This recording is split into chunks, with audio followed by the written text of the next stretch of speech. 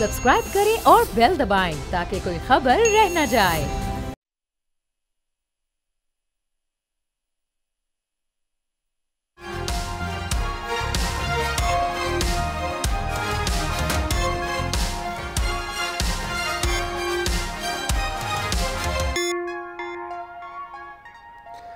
नाज़रीन अस्सलाम वालेकुम। तब्दीली विद डॉक्टर दानिश के साथ हाज़िर हैं।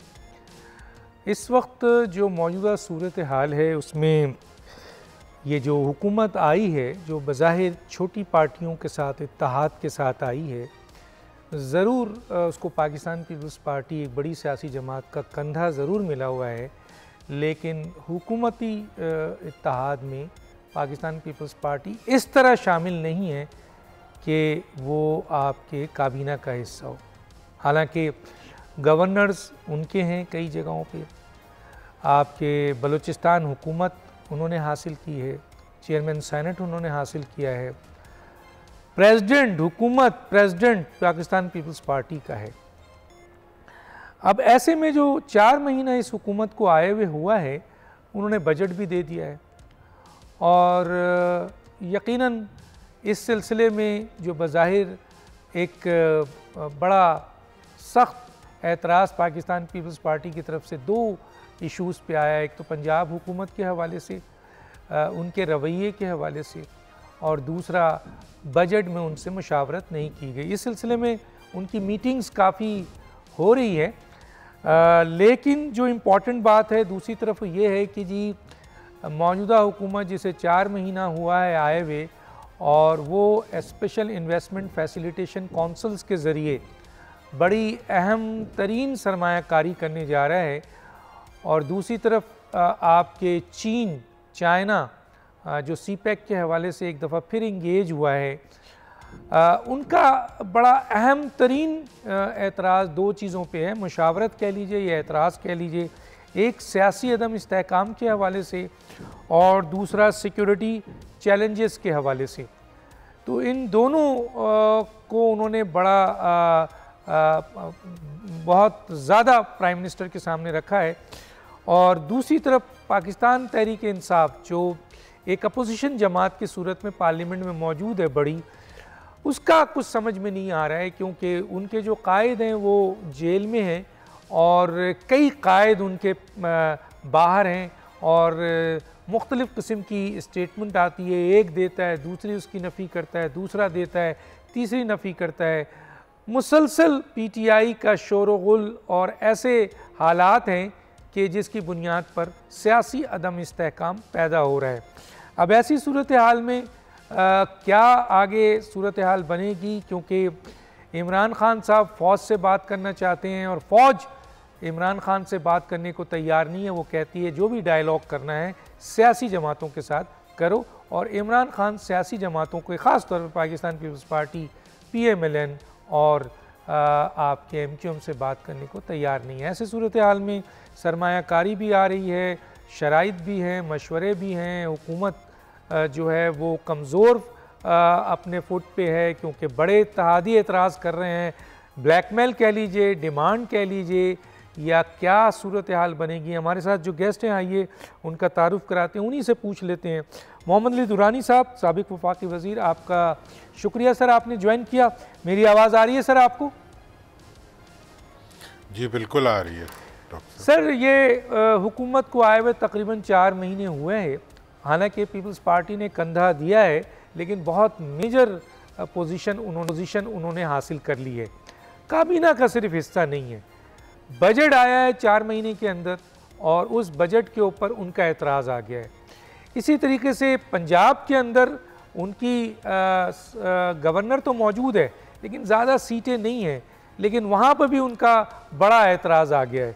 तो आप कैसे देखते हैं मौजूदा हुकूमत को, उसकी कारकर्दगी को, बजट को, और ये जो बड़े इत्तेहादियों की डिमांड को? फिर आगे चल के मैं दूसरे इश्यूज़ पे भी बात करूँगा आपसे। क्या कहते हैं सर आप? बिस्मिल्लाहिर्रहमानिर्रहीम।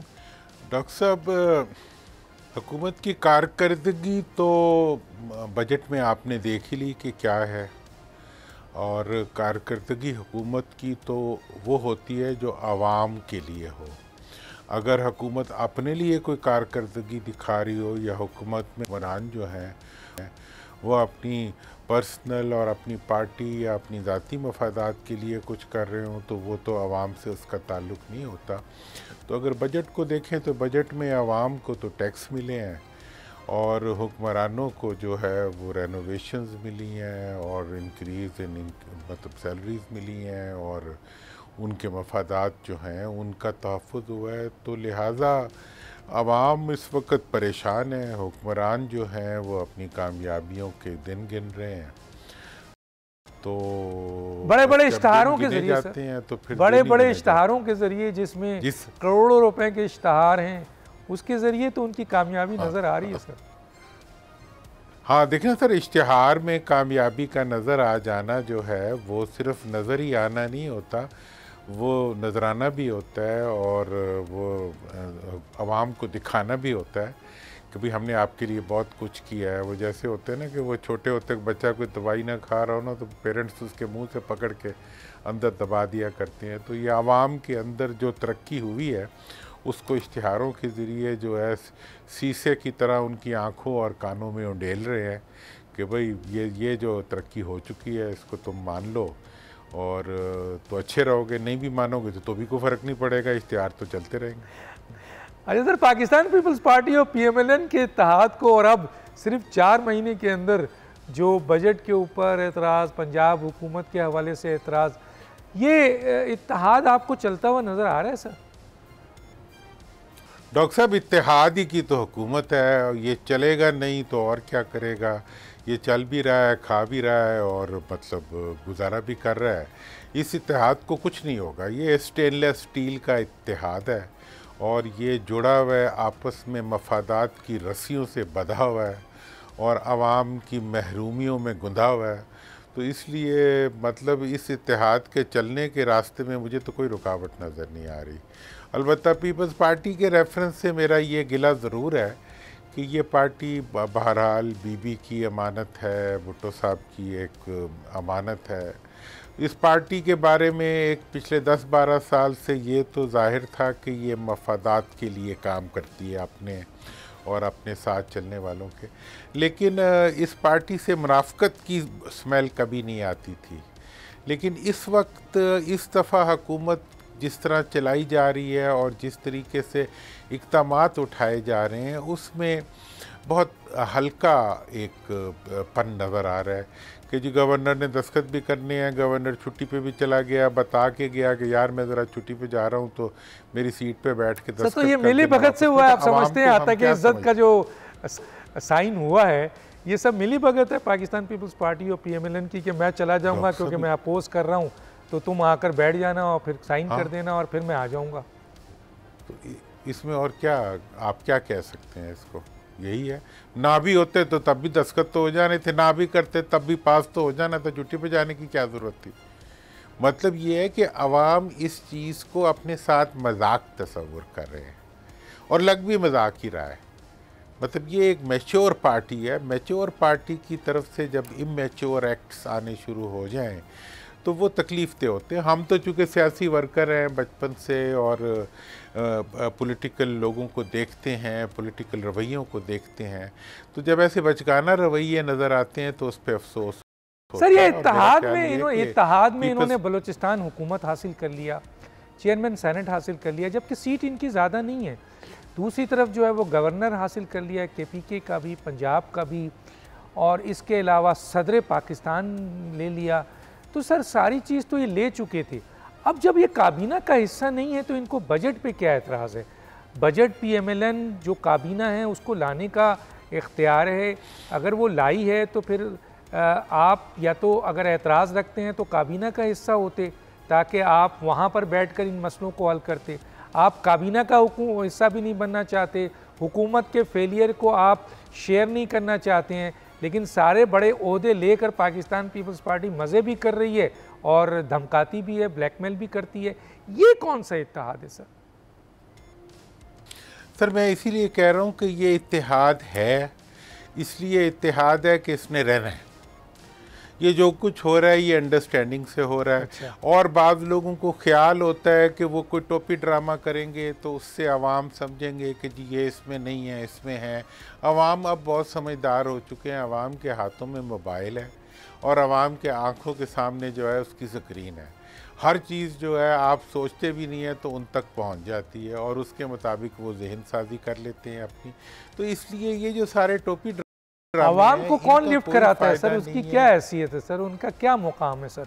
अभी मैं सुन रहा था कि सर ये जमात इस्लामी ने एहतजाज की कॉल दे दी है, जो नए उनके अमीर आए हैं।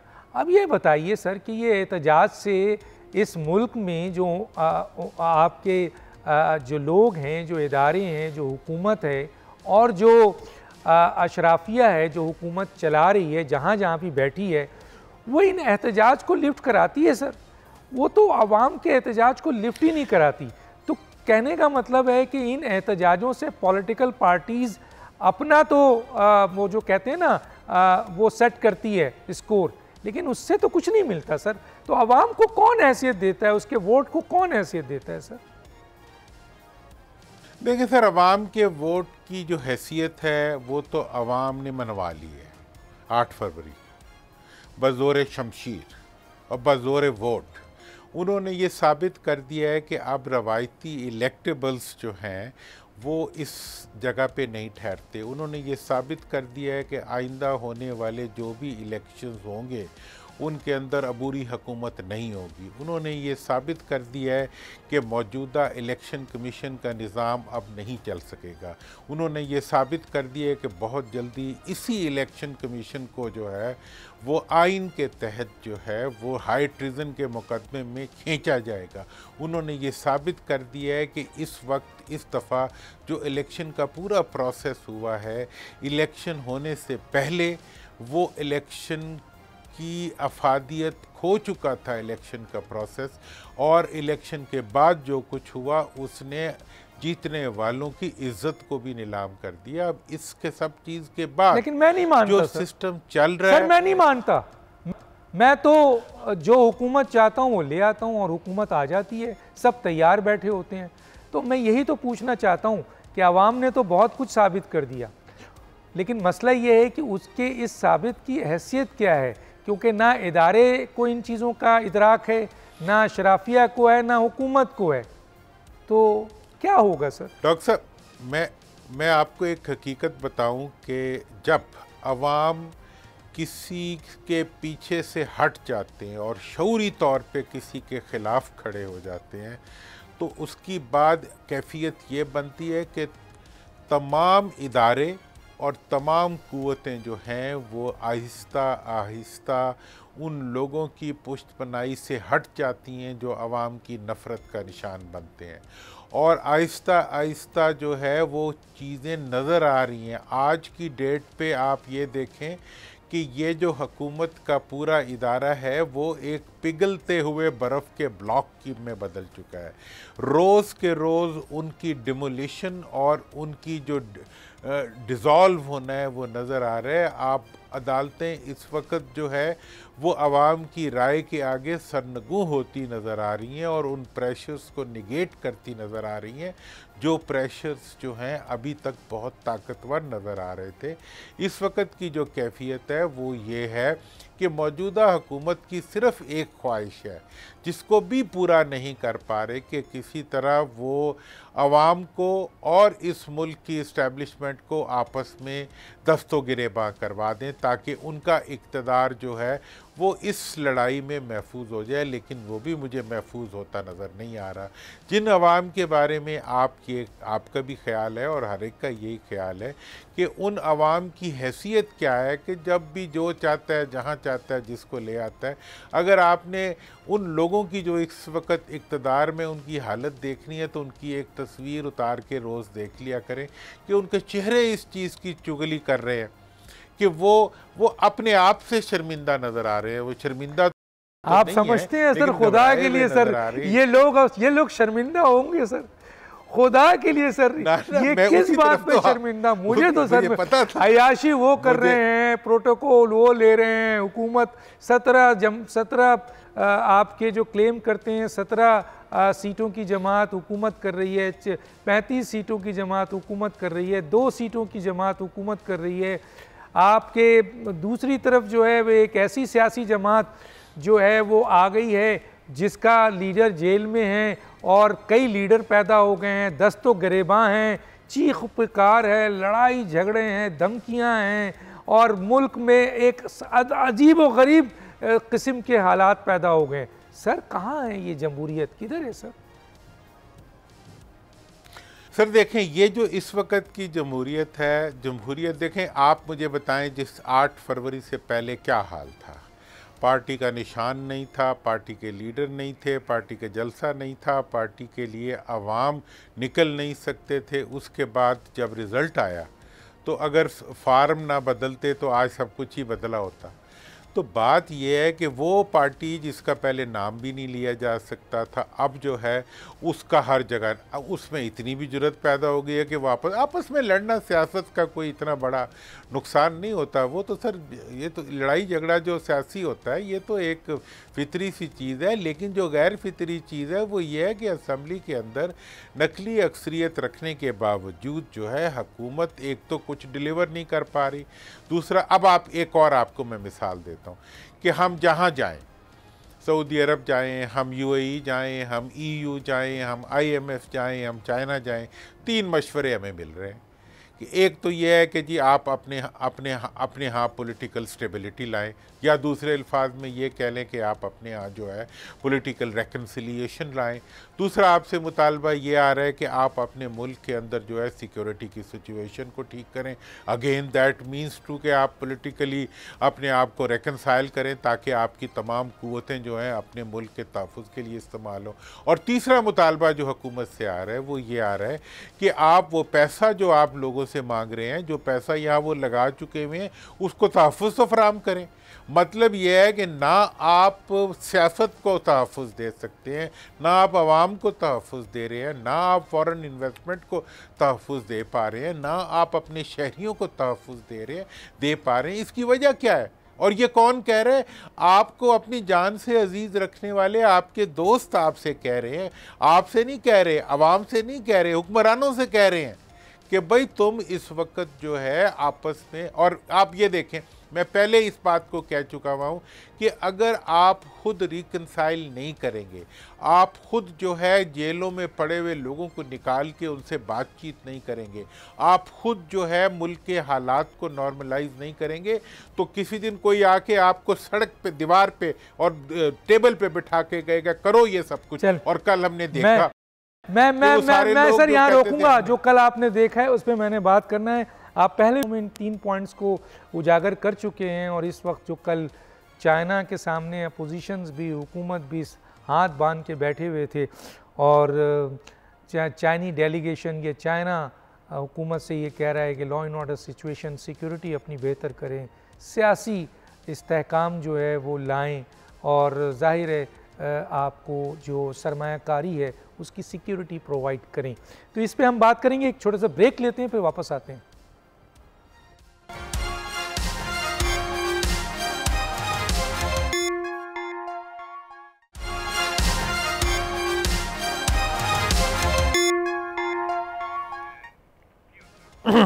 Welcome back. अच्छा मोहम्मद अली दुरानी साहब, माजी में आपने रिकन्सिलेशन के हवाले से ये बात कही थी जो कि अब इनके दोस्त जो हैं चाइना, सऊदी अरब, यूएई सब यही कह रहे हैं। इस पे बताइएगा सर, ये जो ख़ास तौर पे 3 चीज़ों की निशानदेही की गई है, एक तो सियासी इस्तेहकाम की बात की गई है, दूसरा सरमायाकारों को प्रोटेक्शन की बात की गई है और तीसरा लॉ एंड ऑर्डर सिचुएशन, जो सिक्योरिटी के हालात हैं, इस पे बात की गई है। क्या कहेंगे सर इसके ऊपर आप? ये अब सवाल ये पैदा होता है कि यहाँ पर इम्पोर्टेंट है कि दुरानी साहब हमारे साथ लाइन पे आते हैं तो ये सवाल उनके सामने रखते हैं, लेकिन आज देख के बड़ी तकलीफ़ हुई हमें कि जब हमने देखा कि कराची की ख़ुद ट्वीट की थी मोहसिन नकवी साहब जो वज़ारत दाखिला यानी दाखिला के वज़ीर हैं, जिनके पास 2 फुल टाइम जॉब है, एक वज़ीर दाखिला की और एक पीसीबी चेयरमैन। वज़ारत दाखिला के हालात ये हैं कि इस वक्त आपके सवात का वाक़या देख लीजिए किस तरीके से वहाँ पे जो कुछ भी हुआ है। दूसरा आपका बलूचिस्तान में है जहाँ मज़दूरों को शनाख्त करके कत्ल किया जा रहा है, किडनैप भी कर लिया है। रोज़ाना 7-5 हमारे जवान शहीद हो रहे हैं। कराची में स्ट्रीट क्राइम्स है जहाँ पर अब तक 78 अफराद मारे गए हैं, कोई 8-10 अफराद। टारगेट किलिंग फिर शुरू हो गई कराची में। लेकिन वज़ारत दाखिला क्रिकेट मैच देखने के लिए आपके अमेरिका में और आपके आयरलैंड और इंग्लैंड पहुँचे हुए हैं और इंजॉय कर रहे हैं, और यहाँ ये हालात हैं लॉ एंड ऑर्डर सिचुएशन के। और ख़ुद उन्होंने ट्वीट किया है, उसमें दिखाया है कि कराची बंस रोड पर वो अपने दोस्तों के साथ बैठकर खाना उड़ा रहे हैं, उसी कराची में जहाँ स्ट्रीट क्राइम्स पर कराची के मासूम 78 शहरी शहीद हुए हैं, यानी उनको हलाक किया गया है। और दूसरा टारगेट किलिंग में तकरीबन 8 से 10 अफराद मार दिए गए हैं, फिर शुरू हो गया है। वहाँ वज़ारत दाखिला लॉ एंड ऑर्डर सिचुएशन पे कराची में मीटिंग करने के बजाय, उन लोगों के साथ दादरसी करने के बजाय बंस रोड में अपने दोस्तों के साथ खाना खा रहे हैं, खाना उड़ा रहे हैं और उसको ट्वीट करके शेयर कर रहे हैं।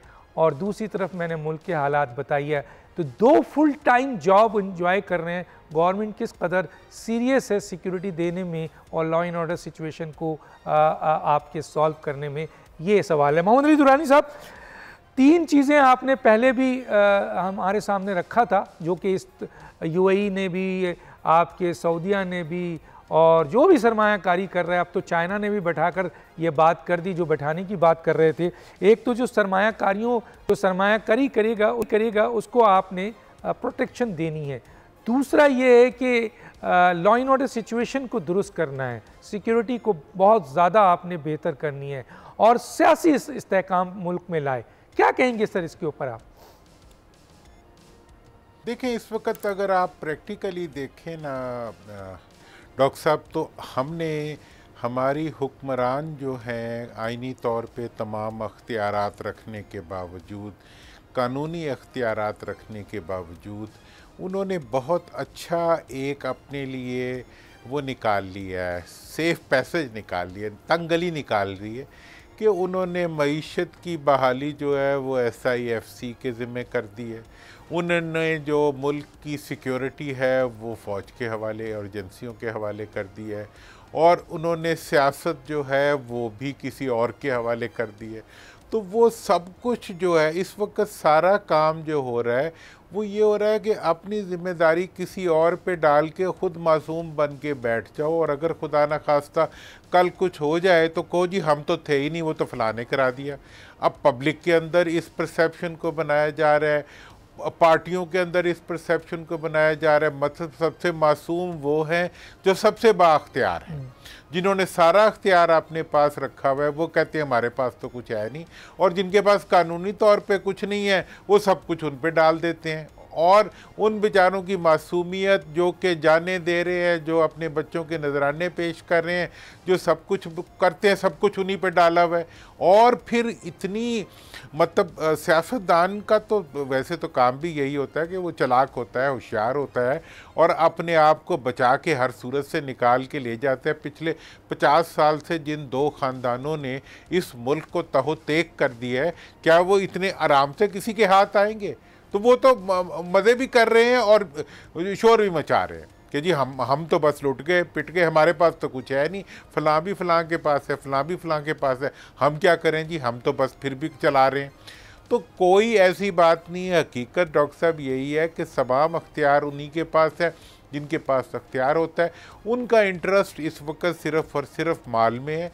जहाँ माल है वहाँ उनका इंटरेस्ट है, जहाँ माल नहीं है वो उन्होंने किसी और के हवाले कर दिए। हत्ता कि माल लाने की जिम्मेदारी भी जो है वो भी उन्होंने किसी और पे डाली हुई है। जब वो ले आते हैं तो फिर उसके साथ जो तकसीम का मामलात होते हैं उसके अंदर वो अपना काम करते हैं। अभी आप देख लें NFC अवार्ड में 57% 50.5% जो है वो सूबे लेके जा रहे हैं, और सूबों का ये हाल है कि वो एक पैसे का हिसाब देने के लिए तैयार नहीं है कि हमने किस ज़िले को कितना दिया। कोई PFC अवार्ड नहीं है, कोई उसकी डाउनवर्ड तकसीम का कोई निज़ाम नहीं है।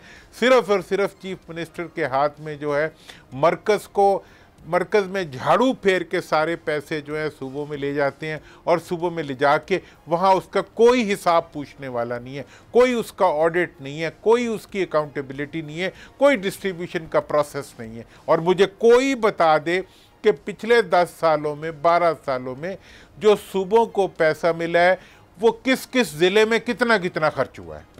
ये सवाल तो सर, ये सवाल तो हम उठाते हैं सर कि एनएफसी में जो आप ले जाते हैं पैसा, पीएफसी क्यों नहीं है, नीचे नहीं लाते?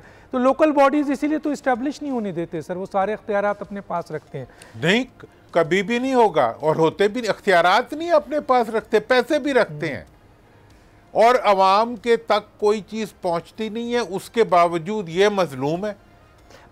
पंजाब में कुछ बेहतरी नजर आ रही है, लोग एडवर्टीजमेंट तो चल रहा है सर कि बड़ी वहाँ पर काम वो कर रहे हैं, मरियम नवाज साहिबा वहाँ बड़ी मेहनत कर रही हैं। आप पंजाब में हैं सर, कुछ बताएंगे? आप तो बाखबर आदमी हैं, कोई काम हो रहा है सर इस 120 दिन में? कुछ नज़र आया आपको?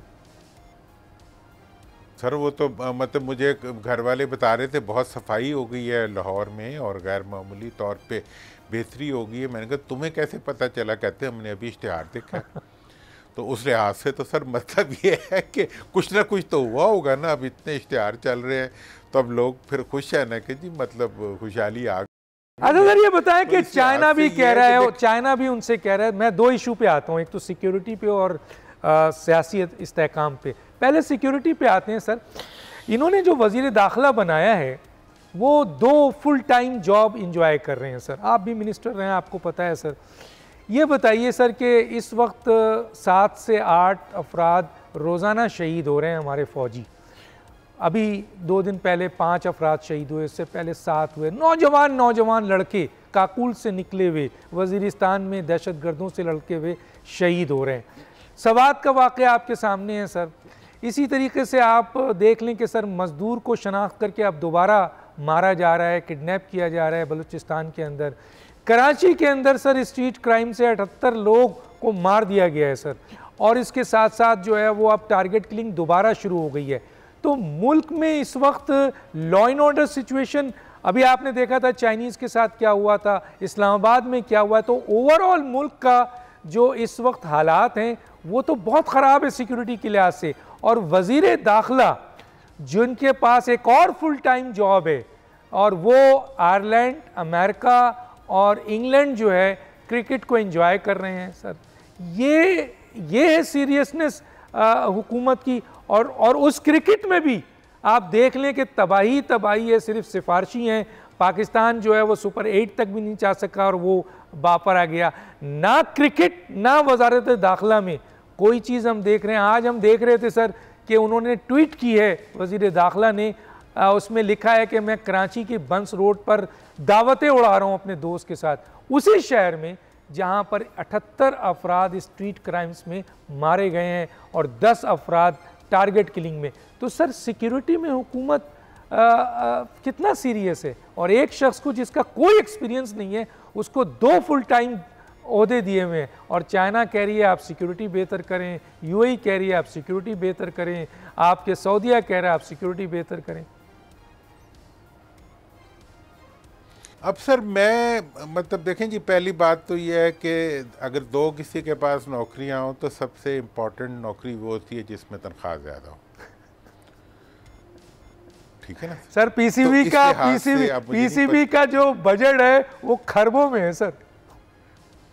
तो बस फिर तो उसकी प्रायोरिटी तो ज़्यादा बनती है ना सर।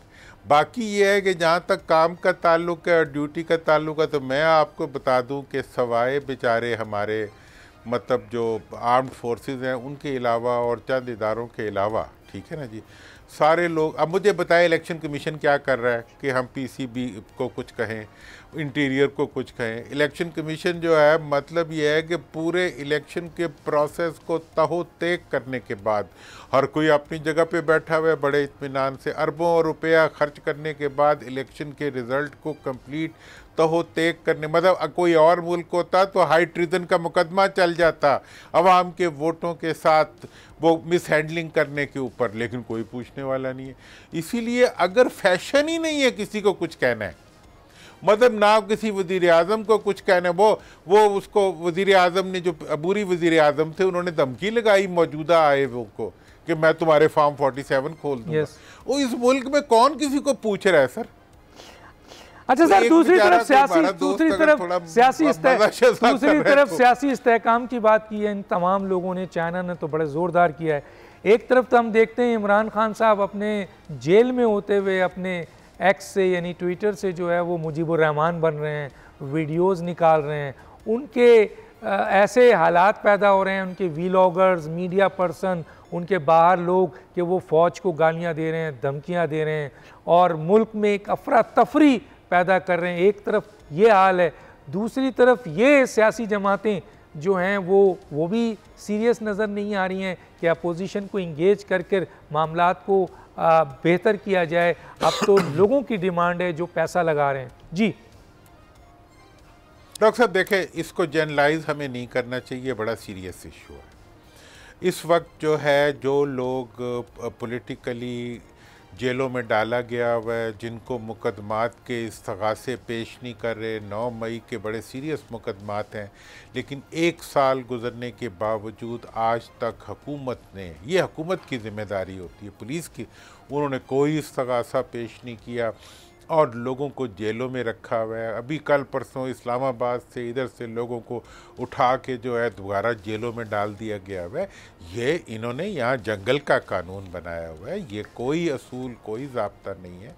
ये इस वक्त अगर जो दुनिया कह रही है वो समझने की कोशिश करें।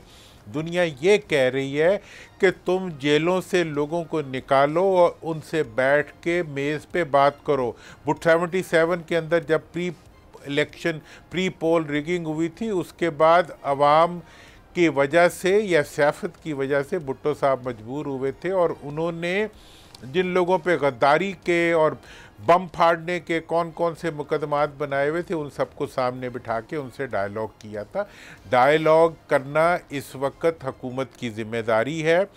और कि जी पीटीआई वालों ने बयान दे दिया, हम बात नहीं करेंगे, अच्छा जी तुम रुसे तो हम हंसे, मतलब ये कोई बात है? आप हुकूमत में हैं, डायलॉग आज हुकूमत को चाहिए कि वो तमाम मुकदमात में जो गिरफ्तार लोग हैं, अगर मुकदमात ख़त्म भी नहीं करते, उनको बुला के उनके साथ मेज़ पे बैठें, जिनको सज़ा दिलवा सकते हैं, जिन्होंने जुर्म किए हैं। लेकिन सर इमरान खान तो बैठने को तैयार नहीं है ना सर। आपको याद है सर कि जब इमरान खान की हुकूमत, इमरान खान ने क्यों बैठना? सर इमरान खान इजाज़त ही नहीं देते हैं उनको पीपल्स पार्टी से बैठने की। आपके तो हुकूमत तो पीपल्स पार्टी की, PMLN की है और MQM की। अगर आप इनसे नहीं बैठेंगे, वो कहते हैं हम जी फौज से बैठेंगे। उनके बंदे का कहना है कि ये सब तो टटपूंजिए हैं, असल ताकत तो फौज है। भैया पाकिस्तान की सियासत में 45 साल नहीं 76 साल से फौज एक हकीकत है, पूरी दुनिया उसको रिस्पेक्ट देती है, ये तो सबको पता है। लेकिन डायलॉग तो सियासी जमातों के साथ जरिए होते हैं ना सर। सर मैं तो खुद इस टॉक्स को इनिशिएट करने वाले में हूँ और मैंने पहले दिन ही ये कह दिया था कि फ़ौज ना बात कर रही है, ना करेगी और ना उसे करना चाहिए। और ये इनका बचपना वाला मुतालबा है और ऐसा ही होगा, वैसा ही हुआ। लेकिन अब मुझे ये बताएं कि हुकूमत बातचीत करना चाहती है?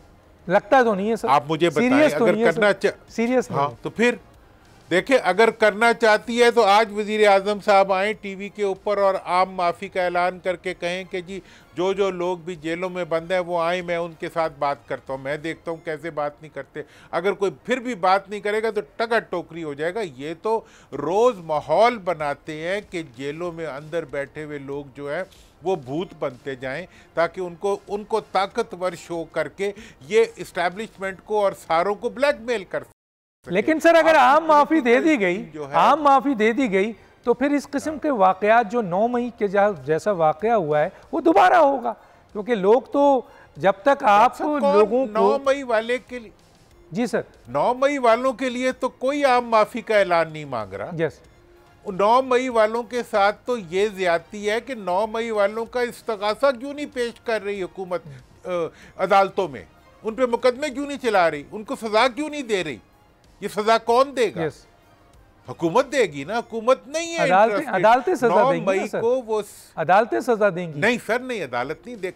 कानून ये नहीं है। कानून ये कहता है कि अदालत में इस्तगासा, इस्तगासा से मुराद है कि मुकदमा बना के ले जाना हुकूमत की जिम्मेदारी है। जिम्मेदारी हुकूमत से मुकदमा नहीं चला। तो आप नहीं समझते सर कि तो हुकूमत ने 9 मई का केस अदालतों में पहुंचा दिया? ऐसा नहीं है सर।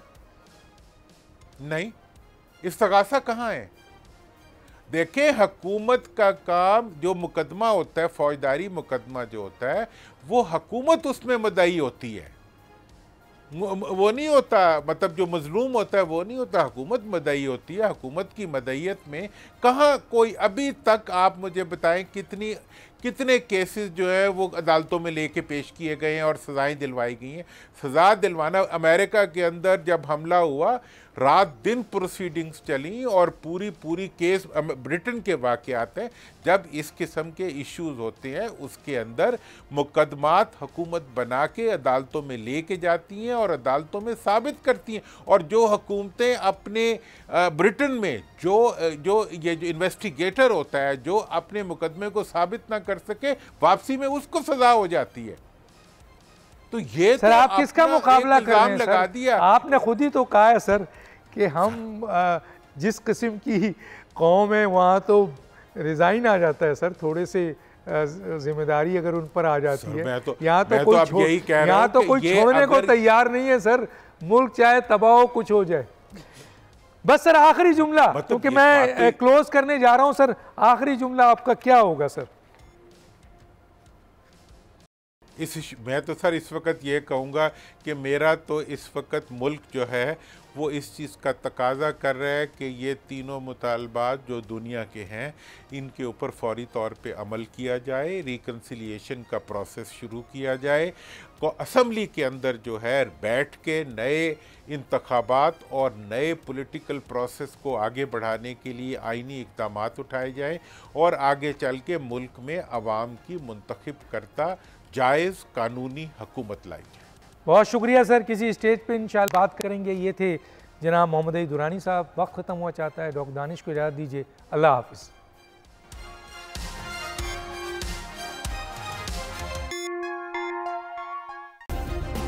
सब्सक्राइब करें और बेल दबाएं ताकि कोई खबर रह न जाए।